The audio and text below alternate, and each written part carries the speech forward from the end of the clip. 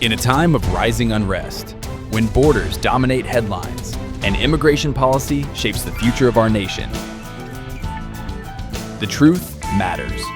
From the front lines of law enforcement, national security, and public policy, this is Frontline Facts, where rhetoric is stripped away, where politics takes a back seat, and where facts, hard, documented facts, lead the conversation. As instability grows beyond our southern border, as communities feel the impact at home, we bring you informed voices. Attorneys, senior law enforcement leaders, policy experts, and professionals who understand the law, the protocols, and the consequences. This isn't opinion. This isn't spin. This is clarity in a time of confusion. This is Frontline Facts, and the conversation starts now. Welcome to Frontline Facts with Louisa Deason, where we correct the rhetoric on immigration issues and, of course, public policy. We are here today with Republican candidate Liz Ramos, who is running for District 135 for the Texas House of Representatives. She has a lot to say about her stance on crime, what she would do to fix some of these medical messes that we see, and what she would change on day one. Liz Ramos, welcome to my show. How are you? Hi, Louisa. How are you? Thank you for having me. I'm so excited for you and for your show. And thank you for the opportunity to come on. Well, absolutely. And, I've had the pleasure of getting to see you in action, gotten to know some of the things that you stand for. And so tell our listening audience, first and foremost, what district you're running for and why you decided to run. Thank you, Louisa. Yes, so I am the Republican nominee for House District 135, and I have personally worked in healthcare, medical healthcare, in the administration side of it for over 30 years. Our family are also small business owners. One of the things that I decided, one of the reasons why I decided to run is, the affordability issue. It's absolutely insane, the amount of taxes that we have to pay as business owners and also just as in our community, and the other thing is I have not seen such soft on crime policies in Harris County in many years, and we've had a representative that has been in this district over 6 years that has had those soft on crime policies himself, and I think that House District 135 deserves better. Well, and when you talk about crime, I think the biggest concern that people have is, of course, safe communities. So give me an example of what would be the first, maybe top three things you would change in office to reduce crime, to make sure that the people that are going to prison go to prison or go to jail, and that there has to be consequences. Otherwise, we're just using this revolving door.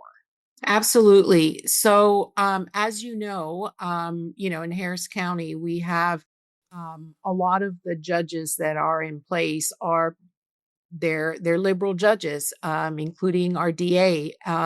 And I think that it's very hard to remove someone when they get elected in.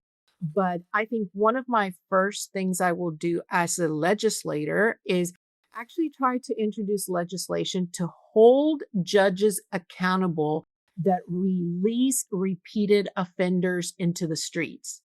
We can sanction them, we can fine them, and once they know that they can be held accountable, I think they will think twice before releasing repeated offenders into our streets. Well, and part of that is the O'Donnell case decree, which has wreaked havoc on Harris County and crime in Absolutely. Harris County. So, for those of our audience that don't exactly understand how the O'Donnell decree has worked, if you've got some background on that, please explain that to our listeners. I know initially it started out as one of these things where they wanted to help some of the indigent people that couldn't afford being in court, couldn't afford attorneys, or couldn't bond out. But this has turned into, initially it was scheduled for maybe misdemeanors, And now the felons are using this and abusing this part of it and walking the streets. And we're talking what? Some serious crime committers? Yeah, well, they're releasing people sometimes even without bail, right? So, that it starts off there, that there's no accountability at all for the crimes that they're committing. They're releasing them without bail, and I think, that's probably one of the main reasons why we need to elect, Orlando Sanchez as our next, our Our next next Harris Harris County County judge. judge. Yeah, so that they can actually, do away with that degree, because it has wreaked havoc in Harris County, and we just need to bring accountability back to these criminals. And one of the ways is, holding them on bail. We can't be really just no bail at all, and we just can't do that anymore. We've learned already that that doesn't work, and that is going to increase crime, so we really need to do away with it. Now, that's one of the three issues. What would be the other two that you would change on day one? Taxes, absolutely taxes. We need to eliminate property taxes. Um, that's one of the things that, as I talk to my constituents in House District 135, that I get a lot of complaints about, as small businesses, if House District 135 actually has a lot of small businesses, and that's one of the things that is a burden on them, is these high taxes and high school taxes on our community. So I think that we need to put things in place, to eliminate these taxes. The House actually, they've passed legislation at this last 89th session to decrease your taxes. But the reason our constituents don't feel it is because local government keeps raising your taxes every year. Every year they raise your taxes. So the little work that the House does to alleviate, we don't really feel it, because the local government is increasing the taxes every year. So I think that we need to put a lot of a structure to where local government cannot do that. One of the ways that we can do this is by, capping appraisals on homes. You know, instead of every 3 years, maybe every 5 years, and go from maybe 10%, which is normally what they do, to maybe 3%. Yeah, So, I so agree. yeah, absolutely. I mean, people are always trying to fight their appraisals. So I think we can cap that. Yeah, they do. And we could also eliminate school taxes. Every year, the state always has a surplus as far as taxes. So and they could cover those school taxes. I mean, that money belongs to our constituents. So I think that by eliminating the school taxes, we can have the state cover that and bring relief to the homeowners. So there's multiple ways that we can do things. It's just a matter of trying to bring the legislation up. I know that Governor Abbott is running on a lot of, I think he's got about 5 points to try to lower the taxes. And I actually agree with him. I think that we need to get on board with that. I think before local government also tries to hire your taxes, I think you need to put it up for a vote and have a super majority of 2/3 of people before they increase our taxes. Exactly. I think you bring up So a very valid point. Now, based on your background, I know that you are a hospital administrator. Have made a career out of that. So you know about some of the things that are going on with the medical industry uh-huh. right now. Hmm. Um, to give you an example, people that are here that say, my gosh, based on what took place in previous administrations, in COVID, I mean, a lot of nurses and a lot of the seasoned doctors retired or left, and so rehiring people is going to be a difficult task, but rehiring with quality and knowledge has been a challenge. And I know that in your industry, I give you an example of cases that come to me where people go, I don't know what to do, but I've gone to a county hospital, and had maybe I been an illegal alien, I would have been treated better. And that's not in the direction we want to go in. But what do you think needs to be fixed? What are the main problems you see, and what can be done to fix some of those major issues? So we've had I actually do not work in the hospital. I've worked in the medical field, but in the private setting in doctors' offices. The last 20 years, I've actually worked as management in a pediatric office. So I've worked with children the last 20 years. And I think everything changed after COVID. Uh, we saw we saw a lot of spike in insurance premiums. So families are having to basically do without healthcare insurance because they can't afford it. But They the just can't. prices have gone. It's just ridiculous what has It happened is to the it prices. is it is absolutely insane. And not only have the premiums skyrocketed when the quality of insurance that you're getting is absolutely ridiculous. I mean, I remember when started working in the medical field over 30 years ago, you would get a policy, you would have $100 $200 deductible, and it was an 80/20 plan, and that was it. Insurance paid 80%, you paid 20, you had a $200 deductible per year. That was all. Now, you have policies where your, you know, your premiums are so high. A family of four is paying over $1,500 a month in premium. That's And crazy. it is absolutely insane. I mean, that's a mortgage. And then you have the what you're actually getting is insurance that you're really not even using unless you have a catastrophic incident because the deductibles are through the roof. You're talking about 5, 10, $15,000 deductible per year. You're not going to meet those deductibles unless you have a hospital emergency. Well, and I Yeah. mean, you don't plan for that. I mean, emergencies happen, Yeah. accidents happen. So, Yeah. just to give you a quick synopsis, is my adult son just had his appendix burst, and they treated him 72 hours later after they had tested him and still confirmed it wasn't his appendix. So I had to move him from one location to another, Oh, wow. ambulance. And now, of course, he's not insured because he doesn't make enough money to be able to provide insurance for his family. So, Yes. these are the things that really put people in debt that need to be changed. We need to Yeah. make insurance affordable. We need to bring down the cost of care.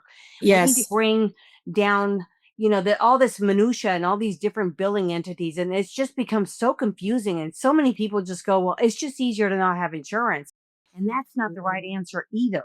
Yeah, I think one of the ways that you can bring the cost down with insurance is actually opening up the market across state lines. If you can have other insurance companies from other states, kind of be able to join this monopoly of insurances, they will learn that they'll have to bring the costs down in order to participate and try to be in a fair game for everyone. So I think opening up the markets across state lines will definitely bring insurance costs down. And we haven't done that before. Every state kind of has their own little insurance companies and policies. There's very few that are kind of like nationwide, right? So I think that's one of the ways that we can compete. But we definitely need to do something about it. As far as Medicaid, that has expanded. It is absolutely I agree with mothers, single moms that can't afford insurance and they need to have Medicaid to, for themselves and their children. But we can't have able-bodied people on Medicaid, especially if they can afford to work. I mean, Exactly. we just can't do that. We need to clean all that up. We've had so many people doing that, and the other And so myth much that fraud. We've seen so much fraud with the Affordable Care Act. oh It's my just gosh, ridiculous. it is terrible. And the other myth out there that, oh, Medicaid doesn't pay for anyone that's here illegally. That's a myth. It actually, I was born in McAllen, Texas, so I know a lot of people that live down in, close to the border. I have a lot of family members. And I will tell you, Luisa, that there were during the Biden administration, those hospitals were inundated with illegal migrants that were coming in that were seeking care in an emergency setting because they knew if they went to a hospital, which is an emergency setting, Medicaid would cover it. And that they wouldn't be turned away. It's against the law to turn them away Absolutely. unless you're in a private Absolutely. setting. Now, that Yes. leads me into my next segue, which is the border. I know that Texas has done a lot. The governor has done a lot to secure our borders when Biden wouldn't. But I'm Yes. talking about like border security and things of that nature.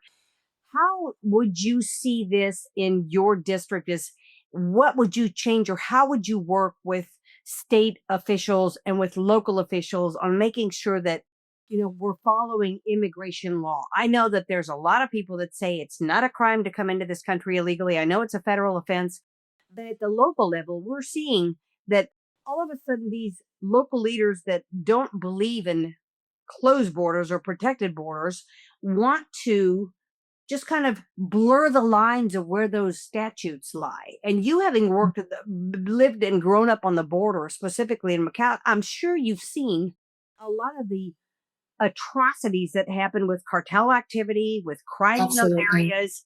And I think that at some point you had maybe described that you even had a situation where you had a family member that had been attacked on a farm or in an area by illegal aliens that were not very nice people. Yeah, so I actually have an aunt, and she lives in a border town, and still alive actually to this day.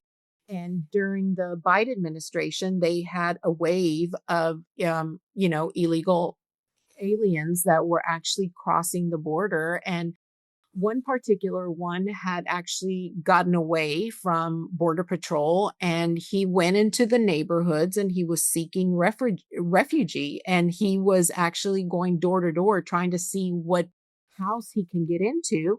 And he actually went in, unfortunately, my aunt didn't have her door locked. So he went in there and in her home and, he was able to tie her up and he bruised her up and beat her up and luckily her son was in the backyard doing some yard work for her because she's at that time she was in her 80s and he went inside the house hearing her screaming and he was able to wrestle with him and tied him up until the police got there and they were able to apprehend him. Unfortunately, my cousin died a couple weeks later from the injuries that he received from that struggle.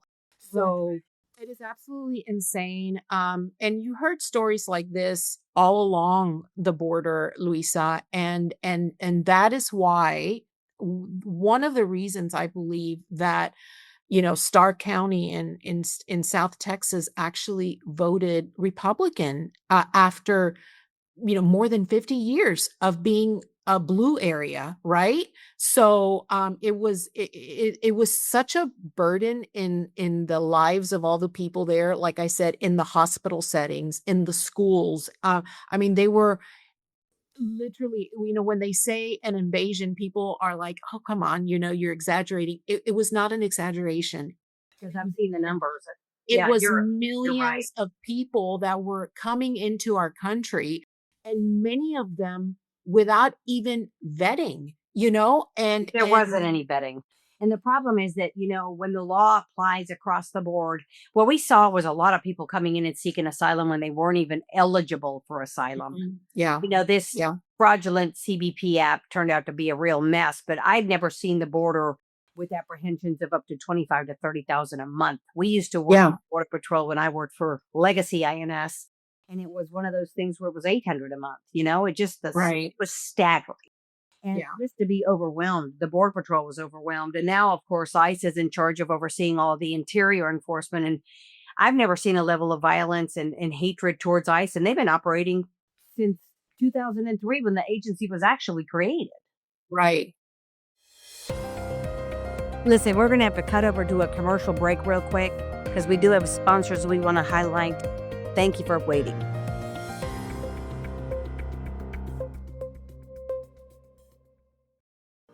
Houston, we have a problem. We live in a time when headlines move faster than facts, when stories are shared around the world in seconds, and when truth often becomes lost in the noise. But what if you could step behind the curtain and see how the news is really made? In a reporter's journey inside media, DHS and ICE, veteran journalist and former DHS and ICE spokesperson Louisa Deason, takes readers on a remarkable journey from the newsroom to the front lines of government communication. For decades, she witnessed how stories were gathered, shaped, framed, and delivered to the public. She saw the pressure of deadlines, the competition for ratings, the rise of 24-hour news cycles, and the growing influence of narratives over facts. This is not a political book. It is a book about understanding how information reaches us, how public opinion is formed, and why critical thinking has never been more important. If you've ever questioned the headlines, wondered what's missing from the story, or searched for the truth beneath the surface, this book is for you. A reporter's journey inside media, DHS and ICE, from the newsroom to DHS and ICE. I saw the truth before it was changed. Coming soon to Amazon.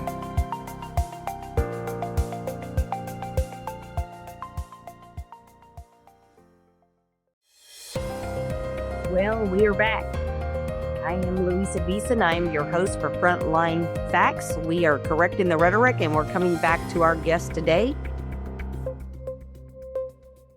Yeah. And I know that, the border is under, federal jurisdiction, but I think Texas has done a lot on their own to hire, individual like military and law enforcement, because we have a cartel issue at the border, and Yes, we do.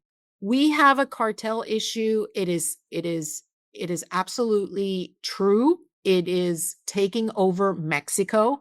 It is taking over the border. We have so much human trafficking and sex trafficking that goes on that, as you already know, Houston is the largest hub of human trafficking in the Yeah. nation. Yes, we are the In hub. We are ground zero.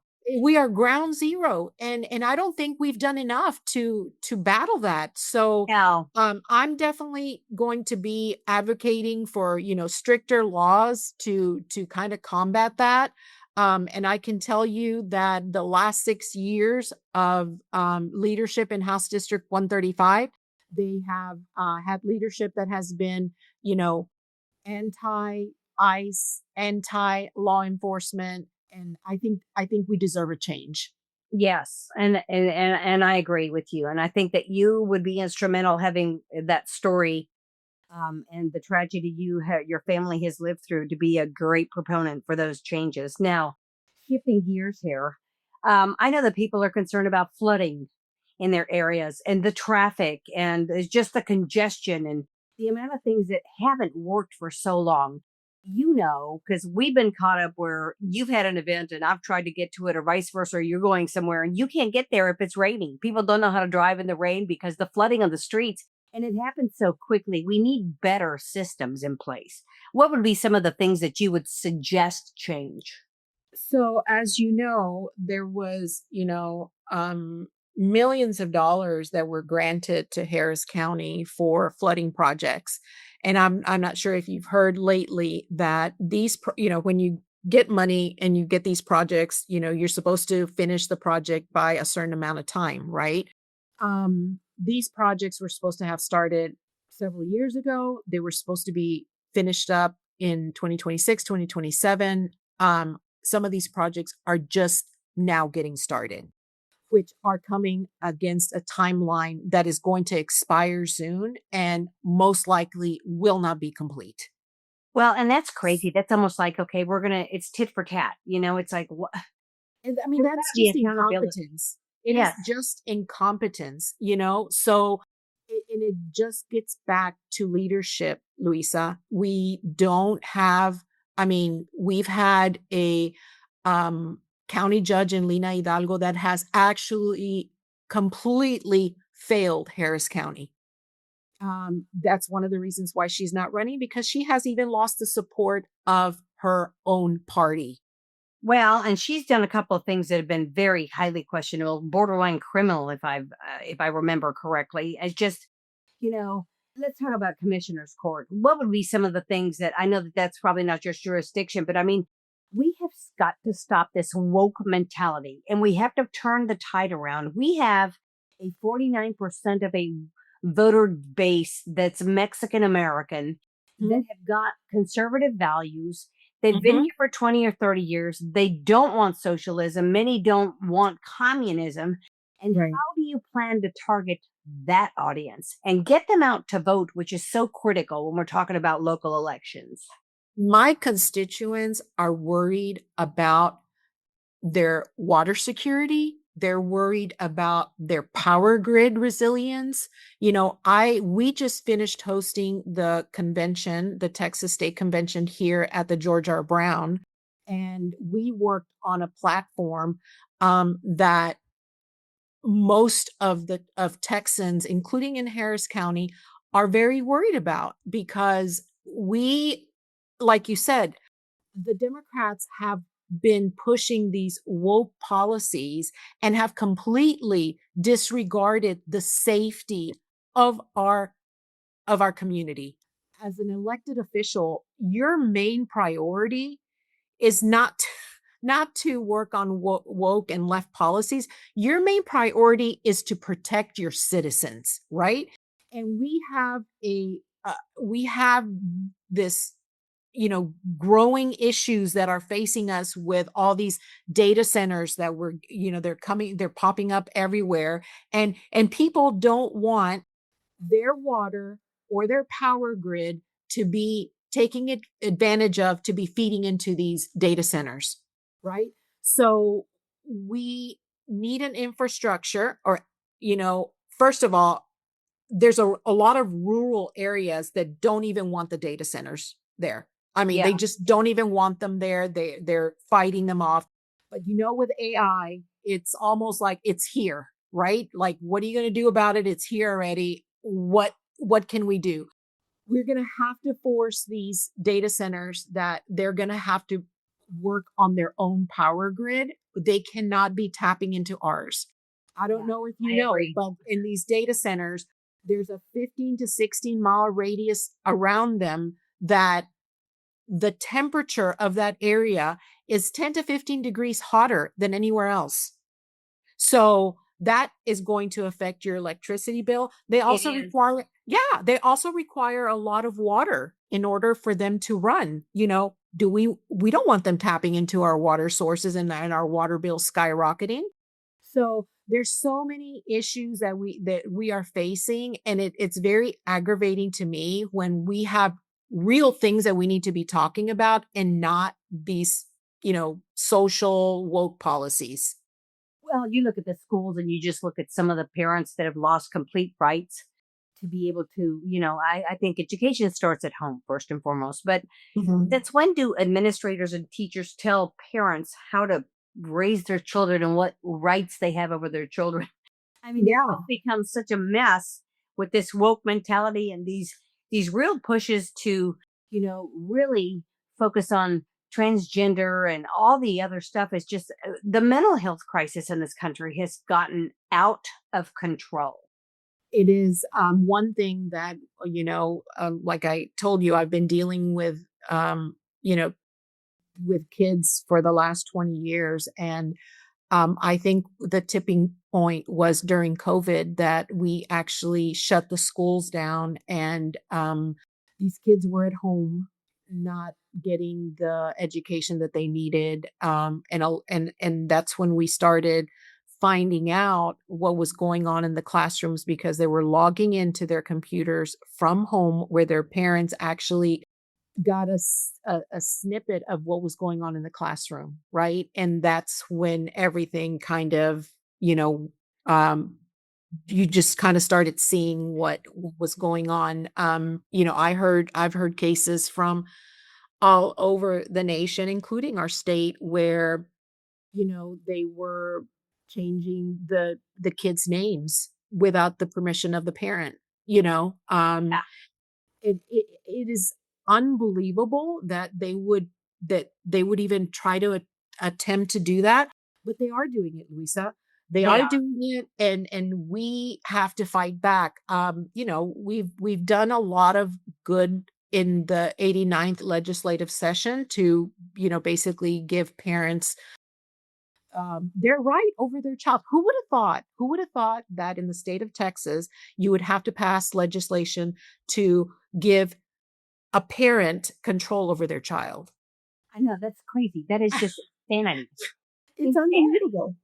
And it's Yeah. some of the books that I heard were pulled from library shelves just here in some of the districts that I live around. They were Mhm. just like, what? You have second and third graders reading that kind of sexual Yeah. content? Yeah. And I mean, some of it was really, really, really awful. Yeah.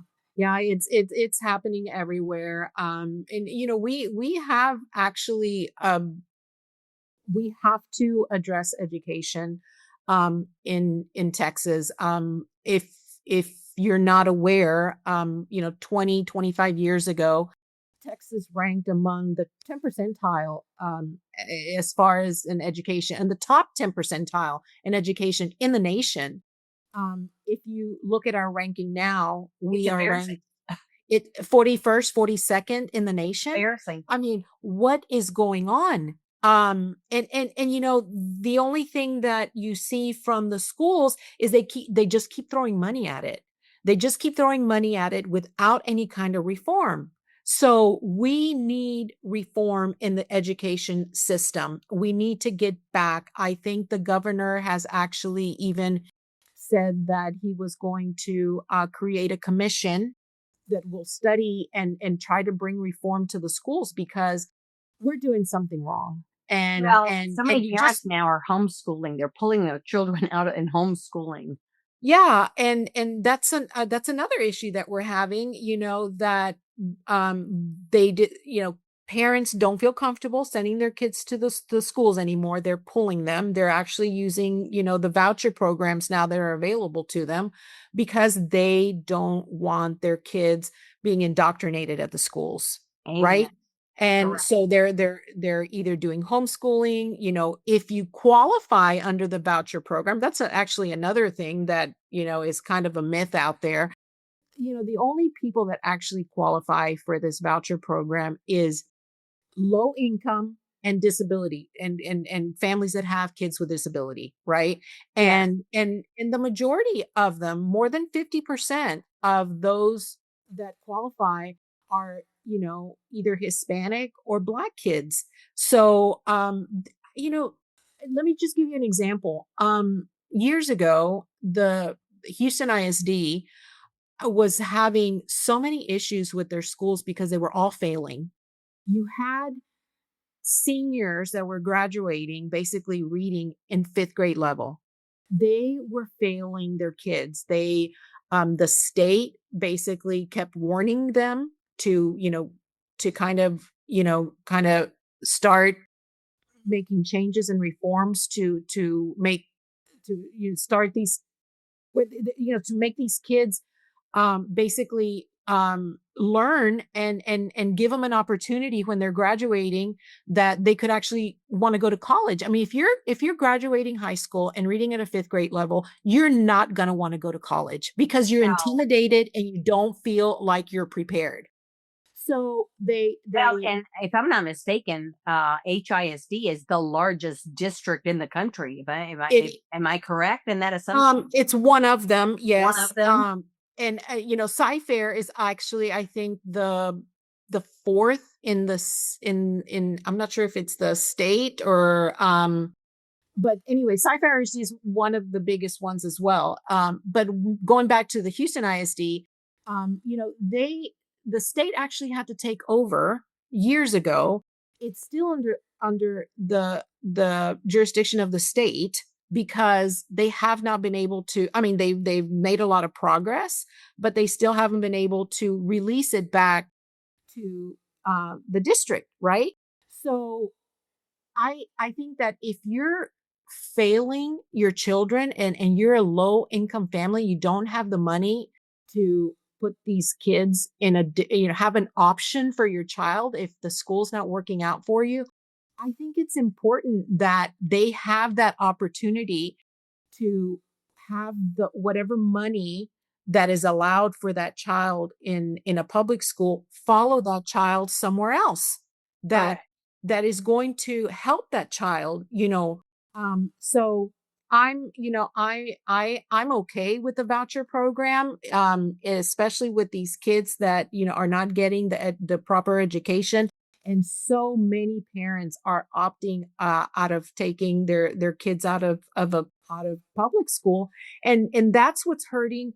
You know, the districts, they get funds from the state.